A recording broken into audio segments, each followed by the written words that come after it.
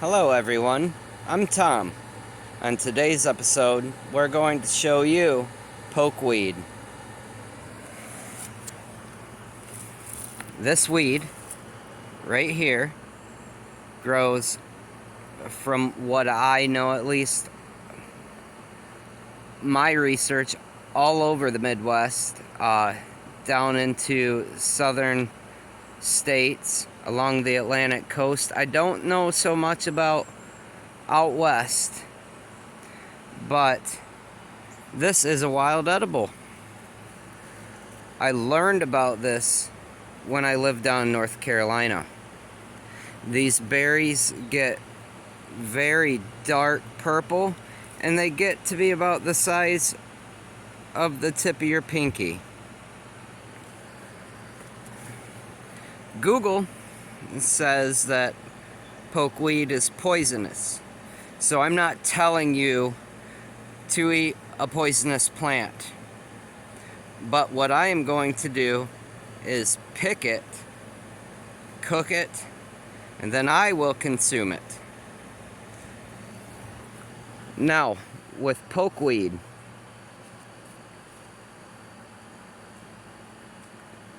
I like to pick the young tips.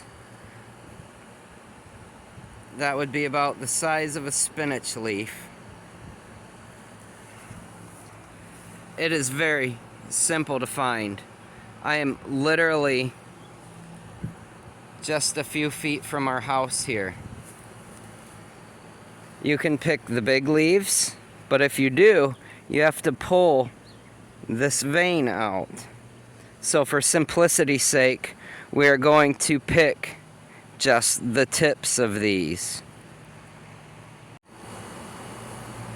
Also, I was going to tell you real quick here, while we're picking this pokeweed, we'll have a very, very big stalk, about the size of a pool stick at its base, and it will be a pinkish color. Now you can also dig the poke root, and some buyers do buy poke root.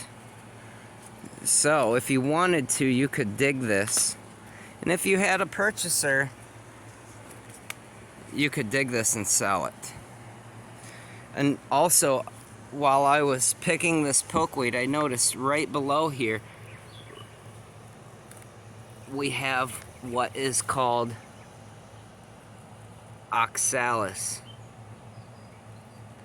Oxalis can be identified by its clover-like leaf, as well as its little five-pointed posy. You can eat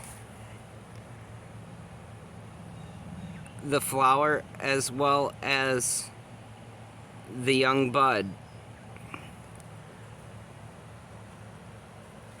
Some people also call it sour grass.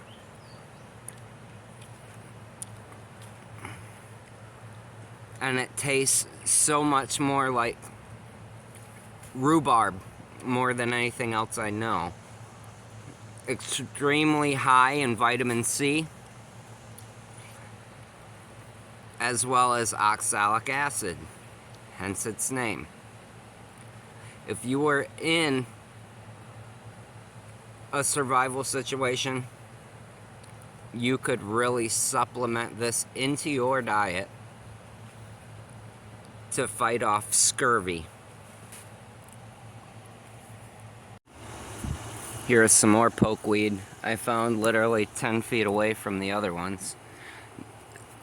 Another thing I like to do, just for simplicity's sake, I like to pick these tips off, the very top tips, just so I can hurry up and get a nice mess to eat.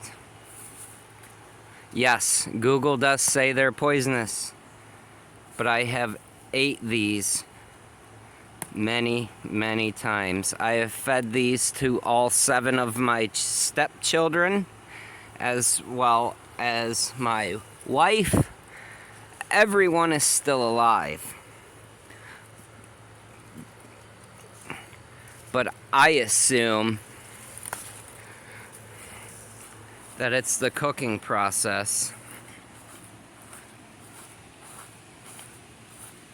that takes out the poison. And just that fast, here we are again. Another clump of pokeweed. See what I said about the dark red color of the stalk here? And just real quick, we're gonna grab these tips.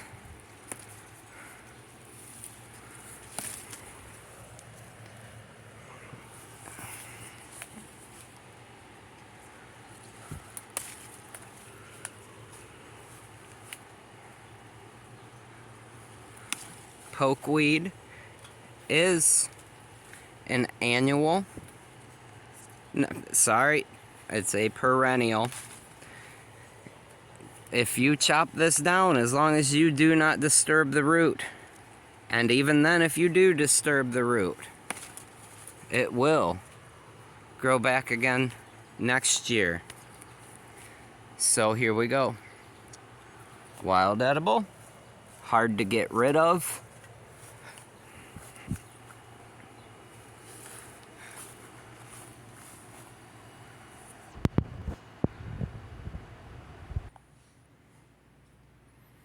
And just like that, we are in the kitchen.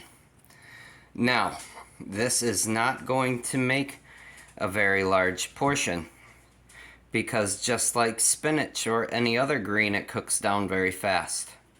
What I'm going to do with these bigger ones, I'm going to strip the center vein out. I'm going to discard all stems. I'm not talking about the leaf stem, I'm talking about the main stem itself. And we're also going to discard any berries.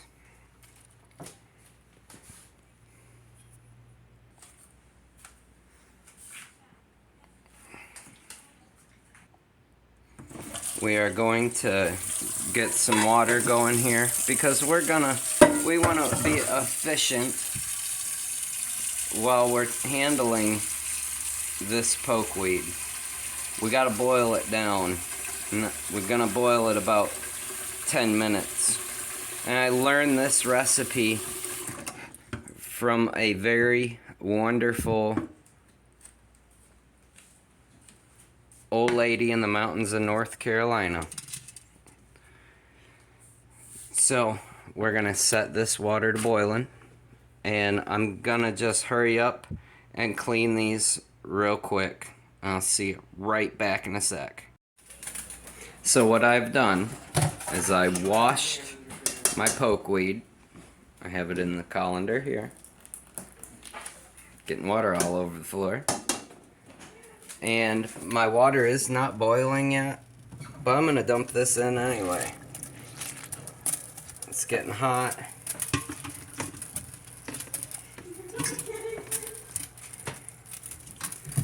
That's what I was left with right there after pulling the stems out of this pokeweed leaf. It smells a little more strong than spinach. It almost has an asparagus smell to it. But now that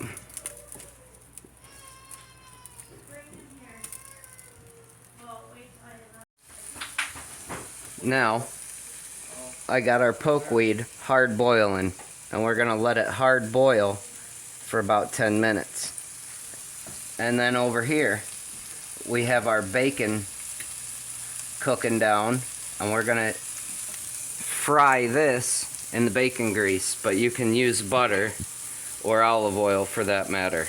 But who doesn't like bacon?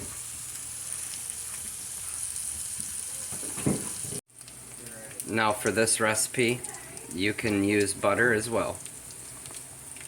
And what I'm going to do here is I'm going to pour our poke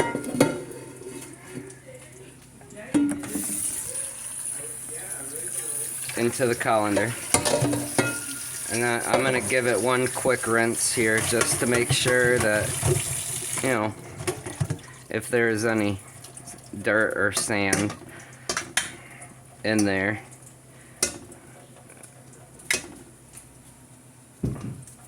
it'll be out. Now I'm just going to use my hands. I'm going to take this pokeweed just like this, and I'm throwing it into the bacon grease.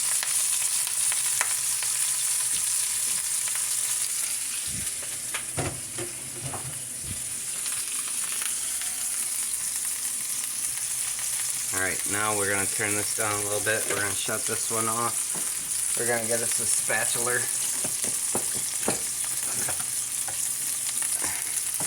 We're going to cook this down.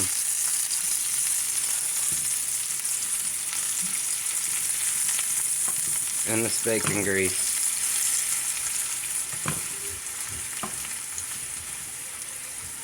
And like I said, if you're going to cook this down,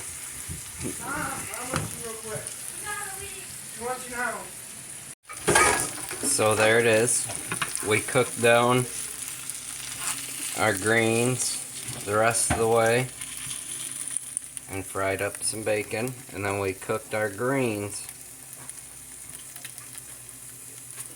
in the bacon grease.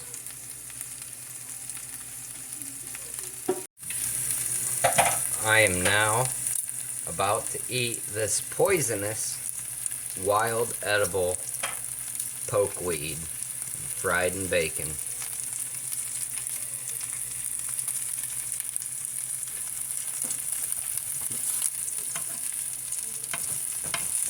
Tastes like spinach with a hint of asparagus. Very good. Google says it's poisonous, so if you are going to try this, do not say that I said you can eat it. Don't eat it raw.